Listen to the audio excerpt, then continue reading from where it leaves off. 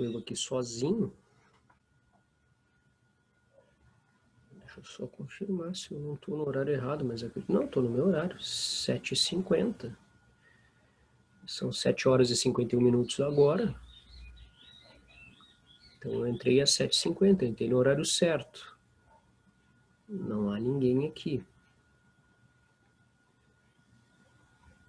Opa, bom dia, Tainá. Beleza? Como é que tá indo aí, tudo certo? Pois é, entrei na sala, não havia mais ninguém além de mim, né? Aí fiquei preocupado, pô, será que... Bom dia. Eu pensei assim, será que eu tô no horário certo? Não, mas tô sim, tô no horário certo. E até fiquei preocupado, poxa vida, não achei ninguém aqui. Eu disse, olha, será que eu errei na minha programação? Mas não, tô correto, isso aí mesmo. Então a gente tem aula neste horário agora. Bom, qual é o objetivo da aula de hoje, né? É a gente fazer correção daqueles testes de diagnóstico, né, como foi chamado, que vocês realizaram na semana passada. O objetivo é a gente corrigir estes exercícios. Eu vou compartilhar a tela aqui com vocês, né? E aí a gente inicia essa correção aí. Então, vamos lá. Nosso tempo não é tão longo assim, então não posso me dar o luxo de esperar muita gente, porque senão não vai dar tempo. Bom, vamos começar pela nossa primeira questãozinha aqui, né? A nossa primeira questão aqui está tratando de ética em Aristóteles, ética aristotélica. Então, eu vou pedir uma gentileza, Tainá, caso tu tenha alguma dúvida, né, tu deseje fazer alguma pergunta, eu vou pedir, por favor, que tu abra o teu microfone, porque aí eu não tô... À medida que eu compartilho tela, eu não consigo ler o bate-papo, né? Não consigo ler. Aí, sinta-se à vontade, abre o microfone a hora que tu desejar e, né, manda ver a tua pergunta, o teu comentário, fica à vontade, certo? Então tá, vamos começar com a primeira questão aí, né?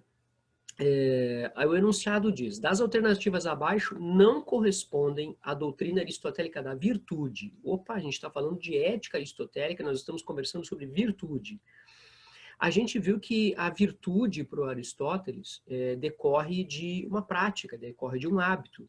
Tanto é que a ética dele é chamada de ética voluntarista, ou ética das virtudes, porque para ele a virtude não depende apenas do conhecimento, depende da ação, depende da voluntariedade, da prática. Ele vai dizer que a virtude ela precisa de ser cultivada, ela precisa de ser transformada em um hábito. E somente uma vida de virtudes pode conduzir o ser humano à felicidade, que é a causa final do ser humano, a sua razão de ser. Bom, vamos ver o que o texto está dizendo, que aliás é um trechinho da obra dele, né, Ética Nicômaco, que é a sua obra onde ele escreve mais sobre ética, e a frase diz o seguinte: com efeito, ao falar do caráter de um homem, não dizemos que ele é sábio ou que possui entendimento, mas que é calmo ou temperante. No entanto, louvamos também o sábio, referindo-nos ao hábito, e aos hábitos dignos de louvor chamamos virtudes. Então ele está chamando a atenção, né, do ponto de vista dele, que se destacam mais as qualidades da virtude do que propriamente a qualidade da sabedoria, ainda que a qualidade da sabedoria seja louvável, seja importante, né? E aí a expressão hábito, né, a prática da virtude.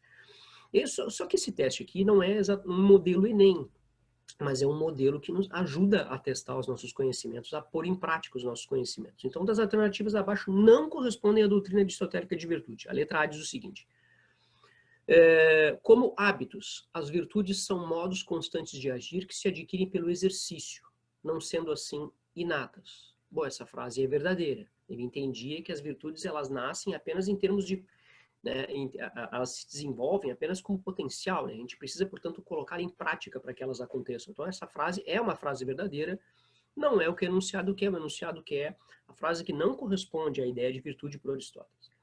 A letra B diz assim: sendo a política superior à ética, é em A Política de Aristóteles que encontraremos a síntese das virtudes que constituem a arete, a virtude ou a ética, a virtude ou a excelência ética. Sim, pessoas, essa frase é uma frase verdadeira.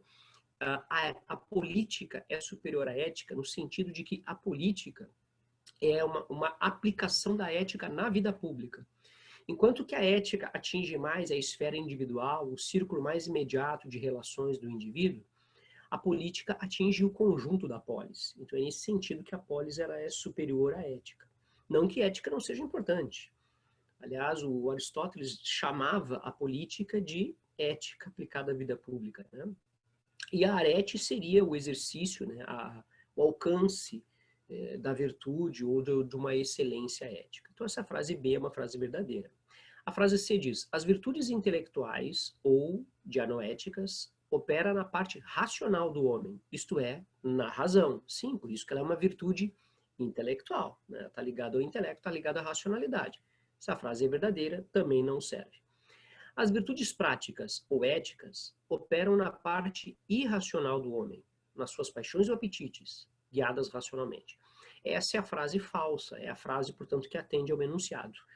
Não, as virtudes práticas ou éticas, elas atuam na parte racional do homem. A gente não pode esquecer que todo filósofo, em sua proposição ética, tem como farol, tem como luz a razão. A ética distingue-se da moral justamente pelo domínio da razão. A moral é aquele conjunto de hábitos, de costumes, em que os padrões de comportamento eles são aderidos pelos indivíduos em função dos costumes, das tradições e das pressões sociais. Não há aqui necessariamente uma reflexão racional, não há uma deliberação racional, uma escolha baseada numa reflexão racional. Em ética, não. Na ética, é fundamental que o sujeito atue a partir da reflexão racional. Portanto, a letra D de Dinamarca é a resposta que deve ser marcada aí. Né? Então, essa frase não corresponde à ideia de Aristóteles sobre virtude.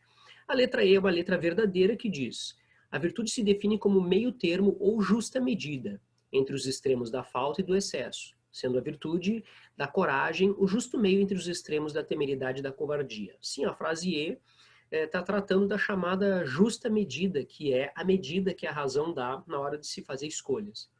Na hora do sujeito fazer escolha, a melhor escolha, que será, portanto, a ação virtuosa, é aquela que se orienta pela justa medida. A justa medida, de acordo com a razão, é aquela que evita os extremos, ou seja, que busca o caminho do meio, o termo médio, né, o meio termo, que procura evitar os extremos. Então, neste exercício, D de Dinamarca, a resposta a ser marcada. Né? É a alternativa que não corresponde à ideia de virtude por Aristóteles. Vamos para a próxima questão. Também uma questão que envolve ética aristotélica, só que agora a gente está conversando sobre felicidade, o conceito de felicidade. Aliás, não é só sobre a ética aristotélica, né? Também envolve também envolve uma outra filosofia aí do período helenístico, como a gente vai ver, está dentro do campo das filosofias do eudemonismo. Vamos lembrar o que é isso. Eudemonismo é toda e qualquer corrente filosófica que entende ser a felicidade a razão de ser do ser humano, né? O seu objetivo de vida ou, né, a causa final da sua existência. Então, a gente não pode esquecer que nas filosofias do período helenístico, aquelas doutrinas éticas que ali haviam, em geral, eram eudemonistas. Assim como a filosofia de Aristóteles, que embora não seja um filósofo helenístico, mas era alguém cuja filosofia ética também era um eudemonismo, na medida em que entendia Aristóteles ser a felicidade, a razão de ser da humanidade, o fim último de todas as ações humanas. Bom, vamos ver o que o enunciado diz. O tema felicidade aparece na história da filosofia em muitos momentos, sendo objeto de reflexão em sistemas filosóficos, os quais lhe atribuem concepções diferentes. Com relação à afirmação acima, considere as seguintes afirmativas. Frase 1. Para Aristóteles, a felicidade é um eudemonismo, pois há uma estreita relação entre ética e felicidade.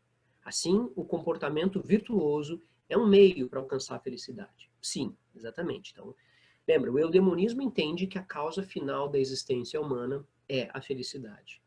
Mas, para as filosofias do eudemonismo, o caminho para a felicidade é uma vida virtuosa, é uma vida com correção ética. Então, frase 1 é uma frase verdadeira. Frase 2. Para o estoico Sêneca, estamos falando de estoicismo, a felicidade não depende da virtude, pois cada homem pode escolher o que for mais conveniente para si mesmo ao seguir seu livre-arbítrio. Vamos tentar lembrar do estoicismo? O estoicismo é uma das correntes filosóficas ali do período helenístico, o período de dominação da Macedônia, sobre toda a Grécia, e junto com o cinismo, junto com o epicurismo, vai formar aquele conjunto de doutrinas filosóficas que têm um caráter ético, que estão mais preocupados, portanto, com a felicidade, com o bem-estar individual, e que, sim, como qualquer doutrina ética, coloca a virtude como a prática da virtude orientada pela razão como caminho para se alcançar a felicidade. Ora, a frase aí está dizendo para nós que a felicidade não depende da virtude. Então, essa frase é uma frase falsa. Toda doutrina ética sempre vai se orientar pela ideia de virtude. Além da ideia de razão, a ideia de virtude. A virtude é a boa escolha ética, aquela escolha que acarreta, que resulta em harmonia social, em felicidade ou bem-estar do indivíduo e do conjunto de pessoas do meio social com o qual o indivíduo convive, né? Então, frase 2 é uma frase falsa. Sim, a felicidade depende da virtude, não só para o estoicismo, mas para qualquer doutrina ética. A questão é, qual o critério do que é uma ação virtuosa? Isso vai mudar de sistema filosófico para sistema filosófico. Por exemplo, os utilitaristas, uma escolha virtuosa é aquela que se orienta pelo princípio da maior felicidade, né? Ou o princípio da ação útil. Enquanto que, por Immanuel Kant, a ação virtuosa é aquela em que o indivíduo age baseado numa consciência moral. Então, o critério para definir o que é virtuoso ou não vai ser diferente entre os filósofos, mas todos eles entendem que a virtude é essencial para o desenvolvimento da ética. E no caso das filosofias do eudemonismo, que entendem se a felicidade o fim último das ações humanas e também o fim último das ações éticas, claro que não há como atingir a felicidade sem a prática da virtude. Então, a frase 2 é uma frase falsa. A frase 3 diz: Epicuro acreditava que o homem é por natureza um animal político. Por isso só poderia alcançar a felicidade participando da vida política da polis. Falso. Isso aqui é para o Aristóteles e não para o Epicuro. Nem tampouco para os estoicos, nem tampouco para os epicuristas. Lembra que os filósofos do período helenístico tinham, entre suas características, a rejeição às normas sociais, aos padrões sociais de status, de prática política, de referências, de modelo de comportamento. Eles tinham uma rejeição em relação a isso. A gente não pode esquecer que é um momento em que a Grécia estava se transformando, perdendo sua autonomia política. Ainda mais Atenas, né, que havia sido célebre por conta da sua democracia, via-se agora sob a condição de um domínio externo da Macedônia. Então, de modo geral, os filósofos do período helenístico vão rejeitar esses padrões sociais, as chamadas convenções sociais, entre as quais a convenção social que defendia que a condição máxima, né, do ser humano era participar da política, era ser um cidadão que bem discursava na polis, né, e tomava as grandes decisões. Isso se esvazia, isso perde sentido. Então a frase 3 também é uma frase falsa. Então o enunciado diz: estão corretas as afirmativas. Deixa eu só descer aqui. Estão corretas as afirmativas somente a 2, somente a 1. É a letra B de Brasil, somente a 1. Vamos para a questão número 3 aí. A questão número 3 está tratando de sofistas e de Sócrates. Analise as assertivas e assinale a alternativa que aponta as corretas. Vamos lá. Mais uma questãozinha que não é modelo Enem, mas nos ajuda muito, né, a gente a fixar o conteúdo e a praticar. A questão número 1 diz assim: assim como os sofistas, Sócrates dizia que a verdade existe e podemos conhecê-la. Eis porque suas preleções eram aulas onde essa verdade era ensinada. Tais preleções eram solilóquios, isto é, apenas Sócrates falava enquanto os outros escutavam. Essa frase está totalmente errada. Ela começa assim, né? Assim como os sofistas, Sócrates dizia que a verdade existe e podemos conhecê-la. Somente Sócrates dizia isso, os sofistas não. Os sofistas rejeitavam a possibilidade de nós conhecermos uma verdade universal. Eles tinham uma postura relativista diante do problema do conhecimento. Diante do problema do conhecimento, ou seja, a sua epistemologia, a sua teoria do conhecimento, era de que a verdade dependia de ponto de vista. Não haveria uma verdade universal, única, absoluta. Cada grupo tem o seu conceito sobre o que é verdadeiro ou não, sobre o que é válido e sobre o que não é. Protágoras de Abdera, principal nome dos sofistas, dizia que o homem é a medida de todas as coisas. Outra coisa que é falsa nessa frase aí é dizer que nas preleções de Sócrates só ele falava, né? Era uma preleção totalmente expositiva. Não, Sócrates tinha um método baseado nos diálogos, que ele chamava de maiêutica.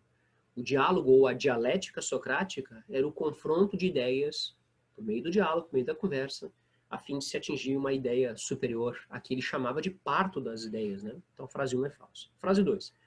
Tanto para Sócrates quanto para os sofistas, o conhecimento não é um estado, o estado da sabedoria, mas um processo, uma busca, uma procura da verdade. Isso não significa que a verdade não exista, e sim que deve ser procurada, e que sempre será maior do que nós. Essa frase, mais uma vez, é falsa, porque está sugerindo que os sofistas e o Sócrates tinham a mesma postura epistemológica, a mesma postura no que diz respeito ao conhecimento e à busca da verdade. Falso. Essa frase é válida somente para o Sócrates, mas não para os sofistas. A frase 3 diz: como sofistas, Sócrates se interessa pela virtude. Todavia, os sofistas, mantendo-se no plano dos costumes estabelecidos, falavam da virtude no plural, isto é, falavam de virtudes, coragem, temperança, amizade, justiça, piedade e prudência. Mas Sócrates fala no singular, a virtude. Sim, essa frase é verdadeira. Sócrates tem a ideia de que há uma verdade, e não várias verdades. Da mesma forma que há uma a virtude. A virtude é a virtude por excelência, e não aquela que está de acordo com os costumes morais de cada povo em cada momento histórico. Os sofistas têm uma postura relativista, Sócrates não. Então essa frase 3 é uma frase verdadeira. Frase 4.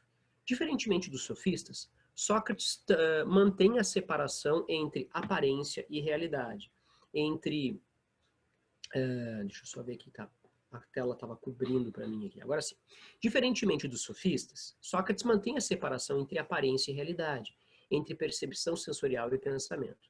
Por isso, sua busca visa alcançar algo muito precioso, passar da multiplicidade das aparências opostas, da multiplicidade das percepções divergentes, à unidade da ideia, que é a definição universal e necessária da coisa procurada. Sim, os sofistas entendem que aparência e essência, ou aparência e realidade, se confundem na medida em que não há uma realidade, uma única realidade. Sócrates não, entende que há uma única realidade.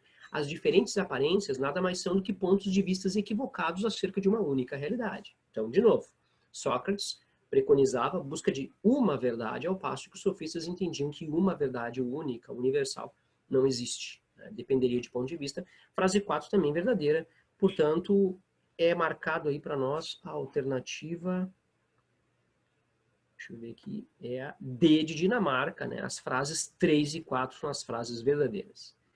Agora vamos para a questão 4 aí, que é uma questão de ética em Kant. A questão está dizendo o seguinte, o enunciado diz assim: o imperativo categórico é, portanto, só um único, que é este: age apenas segundo uma máxima, tal que possa ao mesmo tempo querer que ela se torne lei universal.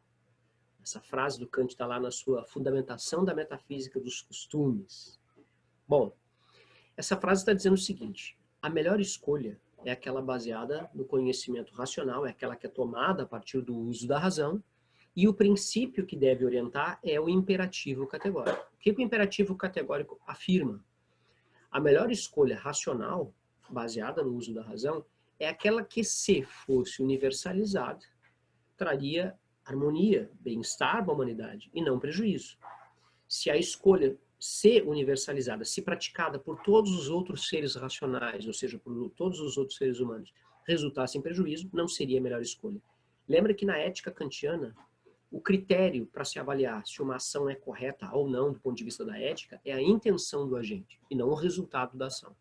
Então não é o resultado, não é a finalidade da ação que deve orientar a escolha do indivíduo, mas sim o dever. Fazer o certo porque é o certo. É a ética deontológica ou ética do dever. E o princípio que orienta essa ética é o imperativo categórico. Age de tal modo que a tua ação, se servisse de modelo por uma lei universal, traria benefício para a humanidade. Então, segundo essa formulação do imperativo categórico, uma ação é considerada ética quando? Letra A. Privilegia os interesses particulares em detrimento de leis que valham universal e necessariamente. Falso. É exatamente o contrário do que o imperativo categórico, né? Não é privilegiar os interesses particulares, é privilegiar os interesses coletivos. O sujeito tem que agir apenas porque é o certo a ser feito, e ponto final. Ele não pode ficar escravo das suas inclinações, paixões e desejos. Não pode ficar escravo dos seus interesses particulares. Caso contrário, ele deixa de estar em uma condição de autonomia e cai numa condição de heteronomia. Frase A é falsa. Frase B. Ajusta os interesses egoístas de uns ao egoísmo dos outros, satisfazendo as exigências individuais de prazer e felicidade. Mais uma vez, vai na contramão do imperativo categórico, né? O objetivo da ação ética não é satisfazer as exigências individuais, né? E sim atender os interesses de harmonia coletiva. A frase B é falsa. A frase C diz: é determinada pela lei da natureza, que tem como fundamento o princípio da autoconservação. Falso. Immanuel Kant está falando para um público que é racional. O ser humano usa a razão. Não deve ser a natureza, os instintos básicos de sobrevivência, aquele egoísmo típico da sobrevivência, da autopreservação, que deve dominar a escolha do ser humano. Mas sim as suas faculdades racionais, a sua capacidade de pensar, de refletir, de ser um ser filosófico, um ser reflexivo. A letra C é falsa. A letra D diz, está subordinada à vontade de Deus, que pré-estabelece o caminho seguro para a ação humana. Falso. A ética kantiana pressupõe a escolha, pressupõe a liberdade, o livre-arbítrio. O sujeito tem que ter a possibilidade de escolher. E ele o deve fazer segundo a sua racionalidade, orientado pelo princípio do imperativo categórico. Portanto, só sobra Equador como resposta correta. A máxima que rege a ação pode ser universalizada, ou seja, quando a ação pode ser praticada por todos, sem prejuízo da humanidade. Essa é basicamente o que significa o princípio categórico. Vamos para o próximo exercício aí, questão número 5, que também é uma questão sobre ética kantiana. Vamos lá. Esse texto é um textinho do Dutra, que está tratando de Kant e Habermas, a reformulação discursiva da moral kantiana. Embora a obra tenha um outro alcance, que para nós interessa só o trecho selecionado aí. Na primeira sessão da Fundamentação da Metafísica dos Costumes, que é uma das obras em que ele decorre, onde ele discorre mais profundamente sobre a sua ética, Kant analisa dois conceitos fundamentais de sua teoria moral, o conceito de vontade boa e o de imperativo categórico. Esses dois conceitos traduzem as duas condições básicas do dever, o seu aspecto objetivo, a lei moral, e o seu aspecto subjetivo, o acatamento da lei pela subjetividade livre, como condição necessária e suficiente da ação. O que esse texto está dizendo? Ora, Kant traz ao sujeito, ao indivíduo, duas condições básicas. A vontade boa, ou seja, o desejo de fazer a coisa certa, é o aspecto subjetivo, e o imperativo categórico, a lei moral, que é o aspecto objetivo, que não depende da escolha do indivíduo. O dever não é algo ditado pela vontade individual, mas sim ditado pela razão. A razão estabelece o que é certo a fazer.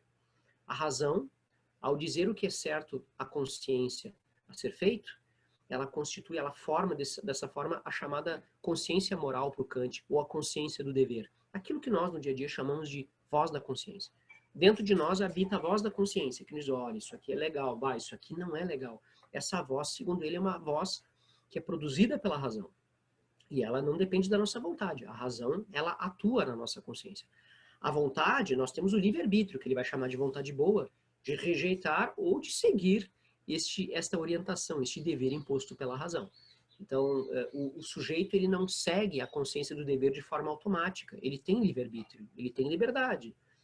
E claro, para que ele faça a melhor escolha, é preciso que sua vontade seja boa, ou seja, que se oriente, que haja de acordo com o dever que a sua consciência lhe apresenta, lhe exige. Então, com base no texto e nos conhecimentos sobre a teoria moral kantiana, é correto afirmar que, letra a vontade boa, enquanto condição do dever, consiste em respeitar a lei moral, tendo como motivo da ação a simples conformidade à lei.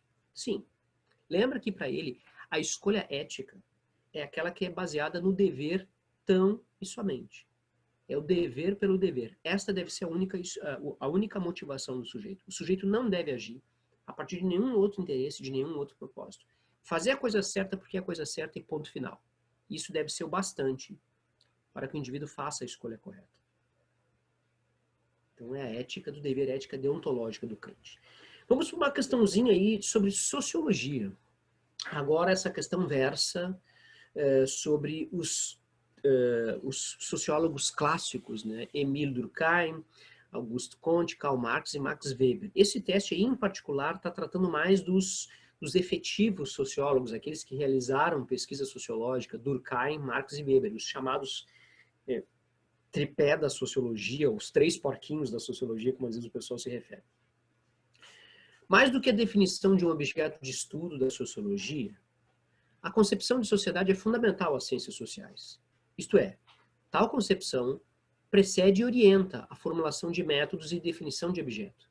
Desse modo, assinale a alternativa incorreta no que diz respeito às concepções de sociedade para os autores clássicos da sociologia. Poxa vida, para resolver esse teste aí, que é um teste muito bom nesse sentido, tu precisa de saber qual é a concepção de sociedade para cada um deles.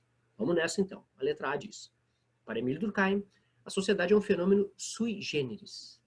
não redutivo às leis da natureza, pois seus processos essenciais de coerção, generalidade e exterioridade em relação ao indivíduo decorrem de normas propriamente humanas e coletivas. Sim, fenômeno sui generis, um fenômeno exclusivo que, embora ele dê uma interpretação naturalista, esse tipo de comportamento é exclusivo deste fenômeno sui generis, só acontece no interior de uma sociedade humana, ou seja, processos essenciais de coerção, generalidade e exterioridade em relação aos indivíduos. Frase A, uma frase verdadeira. Frase B.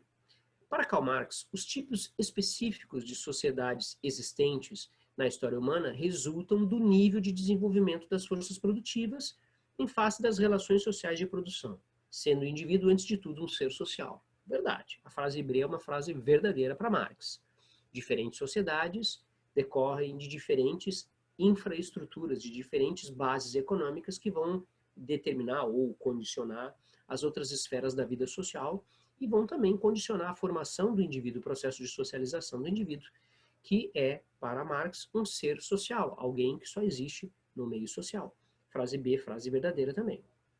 Vamos ver aqui. Frase C. A sociedade, para Max Weber, é resultado das relações sociais, condutas humanas reciprocamente orientadas e dotadas de significado e racionalidade, protagonizada tanto por indivíduos quanto por grupos e instituições. Lembra que o Max Weber é o sociólogo da sociologia compreensiva. Então, para esse cara aqui, a sociedade resulta das interações individuais e quando por grupos, são grupos não no sentido de uma primazia, de uma ascendência do coletivo, mas sim grupo enquanto conjunto de prática dos indivíduos mesmo. Então, para ele, a sociedade resulta do conjunto das ações sociais praticadas pelos indivíduos. A ação social é toda aquela ação que o indivíduo dirige a um indivíduo ou a outro grupo de indivíduos, orientada por um sentido, por um propósito, por um significado, por um interesse, por um objetivo. Então, sim, a sociedade resulta desse conjunto de interações individuais. Então, a frase C é verdade. Diferentemente de Durkheim, que entendia o coletivo como algo que paira sobre a cabeça dos indivíduos, algo exterior aos indivíduos, né, e que tem uma ascendência sobre eles, Max Weber entende que a sociedade assim concebida é uma abstração, que existe concretamente, são indivíduos que interagem. A frase D diz, em Karl Marx, a sociedade é um fenômeno supra-individual, está além do indivíduo, que resulta do intercâmbio histórico entre homem e natureza através do trabalho, que ao mesmo tempo cria e transforma as relações sociais entre os seres humanos. Sim, lembra que ele tem uma concepção dialética de trabalho. O ser humano atua sobre a natureza, transforma a natureza e também é por ela transformada de acordo com as condições que ela oferece, com os obstáculos que ela oferece, com os desafios que ela oferece. Sim, né? A sociedade é um fenômeno superindividual, está além do indivíduo, diferentemente de Weber, né? Ele não coloca esse acento assim no indivíduo, mas nem tampouco ele coloca o acento na coletividade, como faz Emile Durkheim. Ele entende que indivíduo e coletividade estão numa relação recíproca, uma relação que nós chamamos de relação dialética, uma interferência mútua, duas faces de uma mesma moeda, um só existe porque o outro existe. E sim, né, a sociedade é, portanto, um fenômeno que está além do indivíduo, que resulta do intercâmbio histórico entre o homem e a natureza através do trabalho. Ele é um filósofo materialista. Então, a base de toda a vida social, a origem de toda a vida social, a origem daquilo que nos torna humanos é o trabalho de sobrevivência que é coletivamente realizado.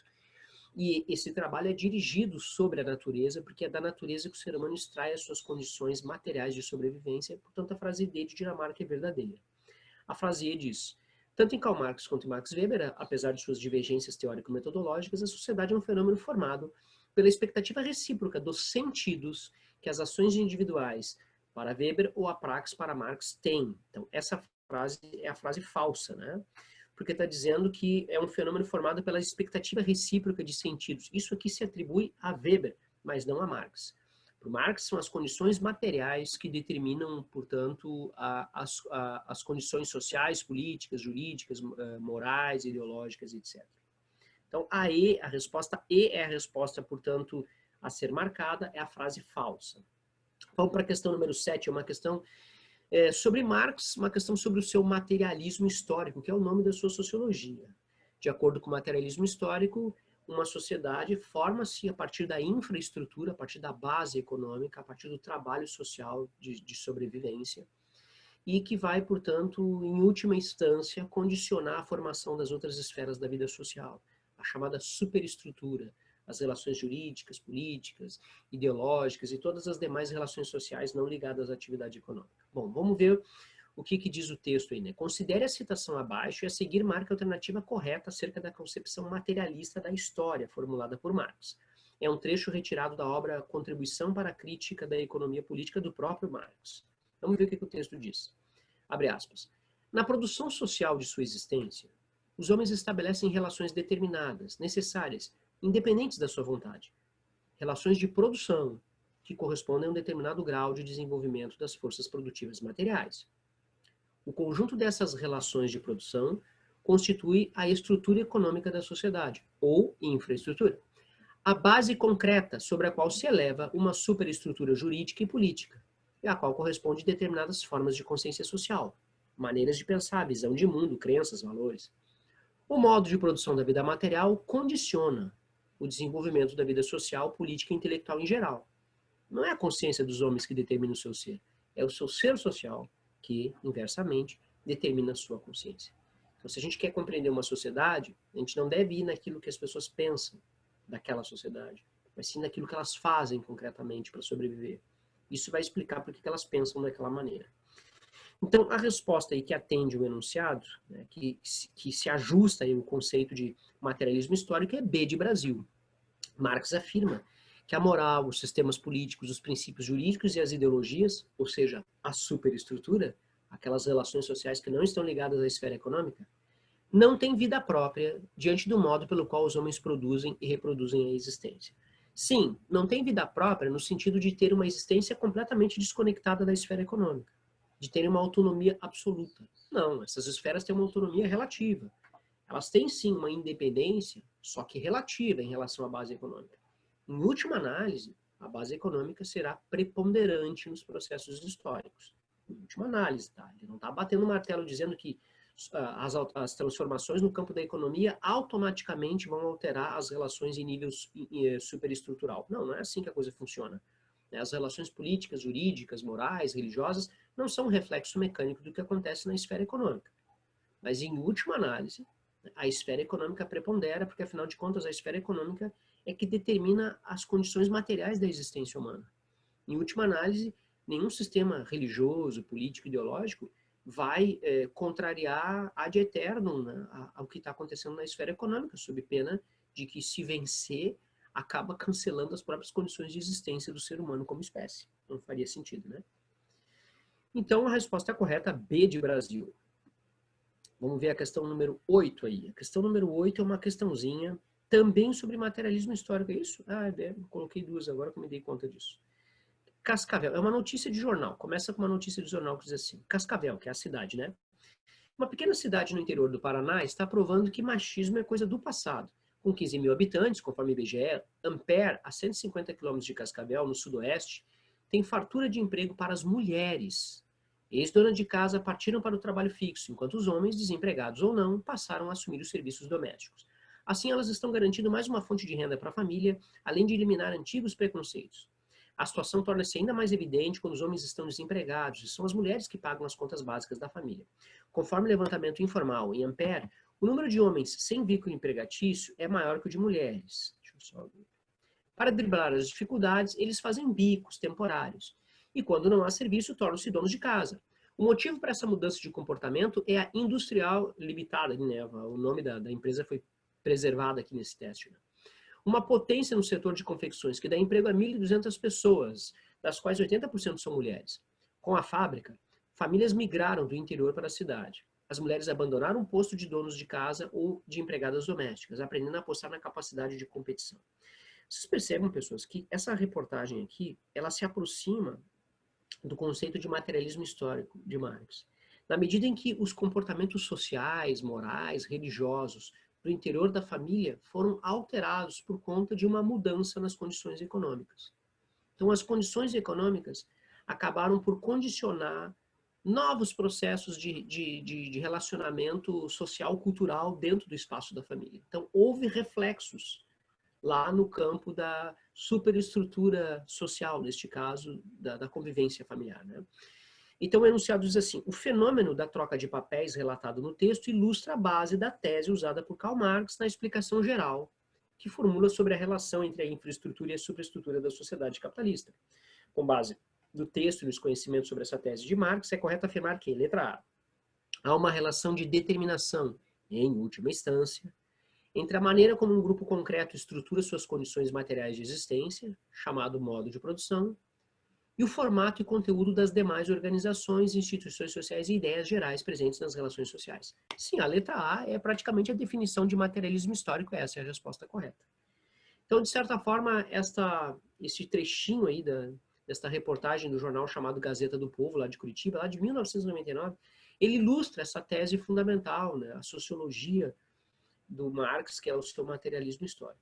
Há uma relação, veja que a questão tomou cuidado de colocar, né, uma relação de determinação em última instância, ou seja, não é uma determinação mecânica, não é um mero reflexo. Alterou a base econômica, naturalmente vai alterar a família, a religião, o Estado. Não, não é assim. Mas a tendência é que esse processo ocorra. A tendência é que a superestrutura acabe sendo influenciada fortemente pela infraestrutura. Então, as relações ali culturais, morais, religiosas, a definição dos papéis sociais, que são também papéis morais, religiosos, definição dos papéis sociais de esposa e de marido, ou de quem cuida do lar e de quem não cuida, quem sai para trabalhar, quem não sai, a ideia de chefia, entre aspas, né, chefia econômica da família, tudo isso foi alterado em função de um novo cenário produtivo, de uma nova realidade econômica, de uma nova condição da base material. Então, letra A de Argentina, a resposta a ser marcada. Vamos lá, então. Vamos para a questão número 9. Com base nas teorias sociológicas clássicas a respeito da relação entre indivíduo e sociedade, é correto afirmar que, letra A, para a concepção da sociologia clássica sobre a história, a sociedade é um aglomerado de indivíduos, o que impede compreender a vida social em sua totalidade. Falso. Se a sociologia entendesse que a sociedade é apenas um punhado de gente e que é impossível compreender a vida social, não haveria sociologia, não haveria essa ciência. Não, a concepção clássica de sociologia não toma a sociedade assim, né? Como um juntamento de um monte de gente e de forma que seja incompreensível a vida em sociedade. Não, a letra A não serve. A letra B diz: para a concepção weberiana, o assunto tratado não é um problema sociológico. Haja vista a impossibilidade de encontrar as relações de sentido nos agentes envolvidos nessas ações. Falso, né? A sociedade, sim, é um problema sociológico. A convivência social é um problema sociológico. Por problema, nós entendemos um objeto de investigação. E no caso do Weber em particular, o caminho para se investigar este objeto de investigação é justamente o sentido presente nas ações sociais ou nas relações. Lembra que, para o Weber, a ação social dotada de sentido é o objeto da sociologia. A frase B é frase falsa, portanto. Frase C.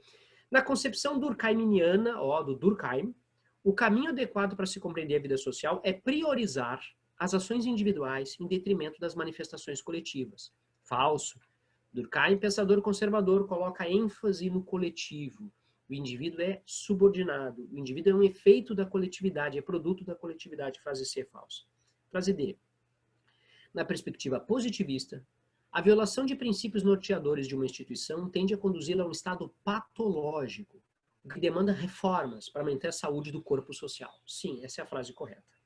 O positivismo faz essas análises com a biologia, emprega esses termos da biologia, ao considerar a sociedade como uma espécie de organismo, só que um organismo social, dotado de partes funcionais, que seriam as instituições, cuja saúde é essencial para o desempenho dessas funções de manutenção, de reprodução da ordem social. Qualquer desvio, né, dos princípios norteadores das instituições representa uma patologia, uma doença, algo que resulta numa atividade disfuncional, que prejudica a ordem da sociedade e que, portanto, vai demandar reformas. Lembra que, para os positivistas, a missão da sociologia era produzir conhecimentos científicos a fim de municiar os agentes políticos para que eles pudessem praticar reformas na sociedade, a fim de conservar a sua ordem, né? Atitudes, portanto, de saneamento das condições de vida social. Então, a letra D de Dinamarca é a resposta correta. A frase é falsa porque está dizendo o seguinte: na sociedade capitalista, indivíduo e sociedade não possuem nenhum vínculo significativo que permita o estabelecimento de relações inteligíveis à pesquisa científica. Como assim? Falso, né? Indivíduo e sociedade estão diretamente relacionados. Dependendo do autor, haverá ênfase em um ou outro desses polos. No caso de Marx, os dois são colocados como com o mesmo peso, vamos dizer assim, né?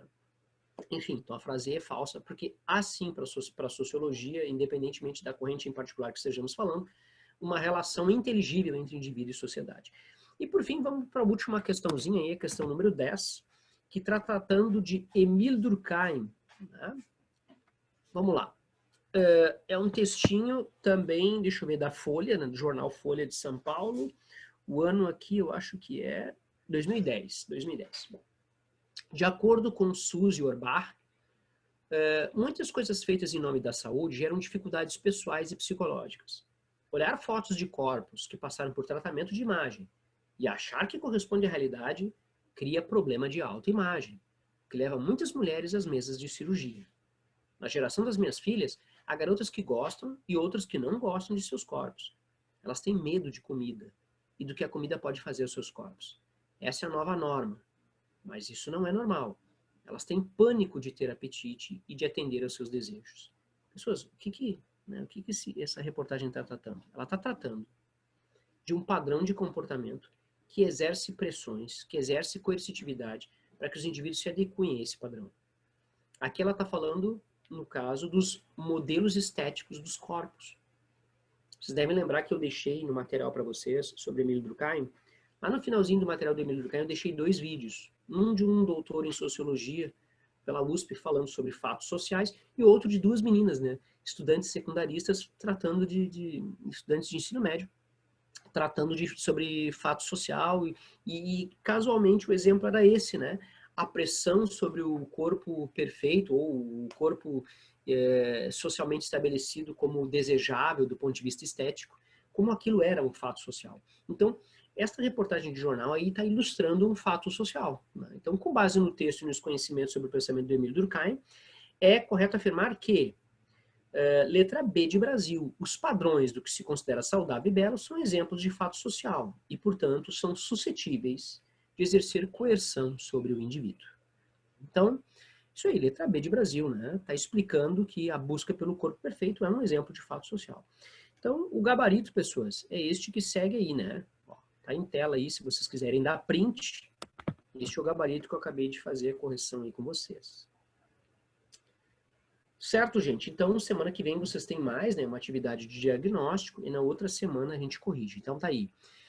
1 Dinamarca, 2 Brasil, 3 Dinamarca, 4 Equador, 5 Argentina, 6 Equador, 7 Brasil, 8 Argentina, 9 Dinamarca e 10 Brasil. Certo, pessoas queridas? Esse é o gabarito aí das atividades. Aí o dado diz a pressão da sociedade. Sim, exatamente isso, né? Os fatos sociais são, segundo Emile Durkheim, o meio pelo qual o coletivo acaba exercendo pressões sobre os indivíduos no sentido de que eles se adequem.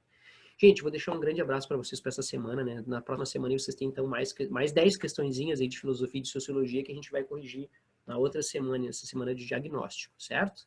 Obrigadão pela aula, Sor. Deu para revisar bem os conteúdos com essas questões. Eu que agradeço, Dado. Muito obrigado pela participação, né? Muito obrigado mesmo. E me coloco sempre à disposição. Quaisquer dúvidas, entre em contato comigo, falou? Vocês têm, se eu não me engano, agora o professor Paulo Silva na sequência, né? Então tá, tenha uma excelente semana, gente. Valeu, muito obrigado. Se cuidem, vou nessa. Tchau, tchau. Valeu, abração dado. Fui.